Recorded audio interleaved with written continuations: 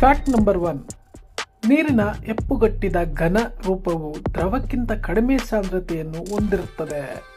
ಅದಕ್ಕಾಗಿಯೇ ಐಸ್ ಕ್ಯೂಬ್ಗಳು ನೀರಿನಲ್ಲಿ ತೇಲುತ್ತವೆ. Fact number 2. ಭೂಮಿಯ ಮೇಲಿನ ಅತಿ ಉದ್ದದ ಪರ್ವತ ಶ್ರೇಣಿಯು ಆಫ್ರಿಕಾದ ಗ್ರೇಟ್ ರಿಫ್ಟ್ ವ್ಯಾಲಿಯಲ್ಲಿದೆ ಎಂದು ನೀವು ಭಾವಿಸಿರಬಹುದು, ಆದರೆ ಅದು ಸಮುದ್ರದಡಿಯಲ್ಲಿ ಇದೆ. ಇದನ್ನು ಮಿಡ್ ಓಷಿಯನ್ ರಿಡ್ಜ್ ಎಂದು ಕರೆಯಲಾಗುತ್ತದೆ.